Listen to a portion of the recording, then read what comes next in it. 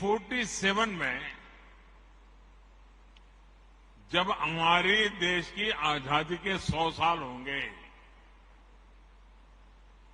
और हम देश को विकसित भारत बनाना चाहते हैं, लेकिन भारत विकसित तभी होगा जब गांव विकसित होगा।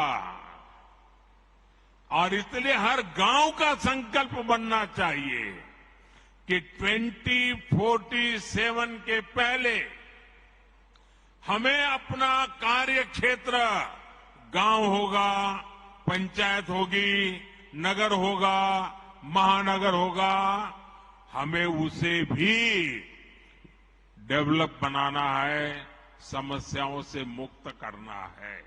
और इसके लिए छोटे छोटे प्रयास ही बहुत बड़ी असर दिखा सकते हैं। जैसे कि हमारा गांव कैसे हरा भरा हो, कैसे गांव में स्वच्छता को लेकर हम अलग अलग कार्यक्रम शुरू कर सकते हैं, हम गांव में सोलर को कैसे बढ़ाएं, सोलर एनर्जी की गांव में कैसे आदत डालें।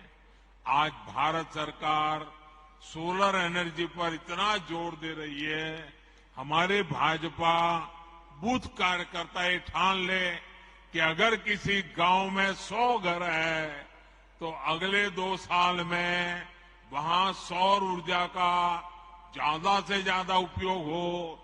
हमारे किसान हो, उनको समझाएं, सोलार पंप का उपयोग करिए, आपका पैसा भी बच जाएगा। ज्यादा से ज्यादा लोग कैसे सोलार लगवाए, हम उनको प्रेरित करें।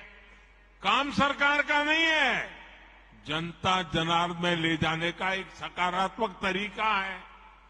उसमें बैंकों से जो कैसे मदद मिलती है, उनको बैंकों से मदद कैसे दिलवाए, आर्थिक सहयोग बैंकों से मिलता है, उन तक कैसे पहुंचे, उनको इनकी जानकारियां हम कैसे दें। आप जानते हैं केंद्र सरकार के प्रयासों से स्कूलों में ड्रॉप आउट रेट बहुत तेजी से कम होता जा रहा है, लेकिन फिर भी भाजपा कार्यकर्ता ये सोचे कि मैं जिस बूथ में काम करता हूं वहां कोई ड्रॉप आउट नहीं होगा। बेटा हो या बेटी 100% पढ़ेंगे, इसके लिए मैं काम करूंगा।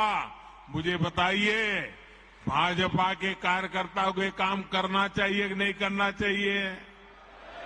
आपका बूथ मजबूत होगा कि नहीं होगा?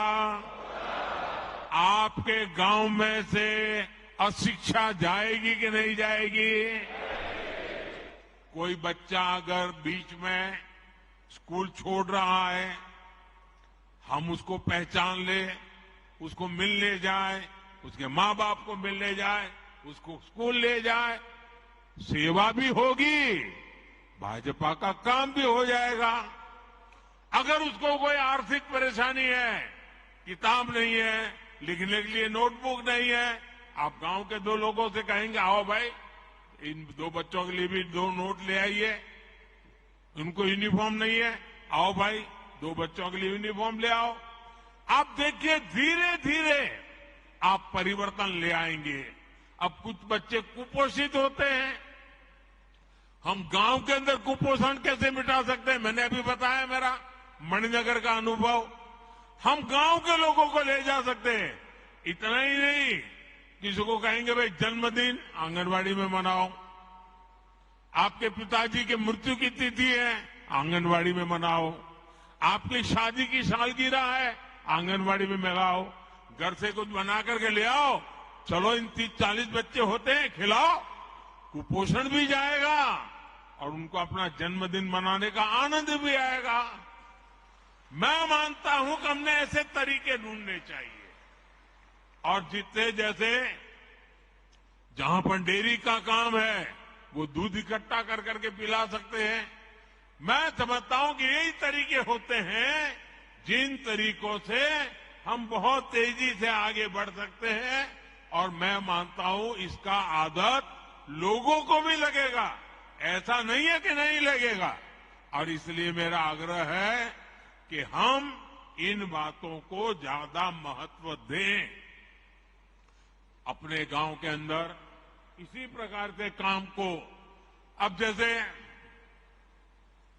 अंकुरित मूंग होता है, अंकुरित चना होता है, अपने घर में करें 100 ग्राम, इतना अंकुरित हो जाएगा। आपने वहां बांट दिया आंगनवाड़ी में, आंगनवाड़ी के बच्चों का कुपोषण से लड़ाई लड़ने की ताकत आएगी, पोषण बढ़ेगा। देखिए, सरकार की योजनाओं से ज्यादा समाज की शक्ति जुड़ जाती है तो निश्चित परिणाम अवश्य मिलते हैं। और हम चाहते हैं कि 2047 भारत को विकसित बनाना है, तो ऐसी हर छोटी चीजों को, हर समस्या से हमें मुक्ति लेना नहीं है। वो और मुक्ति हम लाएंगे तो हम परिणाम लाएंगे। हमसे जुड़े रहने के लिए हमारे YouTube चैनल को सब्सक्राइब करें और नई वीडियो की नोटिफिकेशन के लिए बेल आइकॉन को दबाएं। अगर आप ये वीडियो Facebook पर देख रहे हैं तो लाइक जरूर करें और ज्यादा से ज्यादा शेयर करें। धन्यवाद।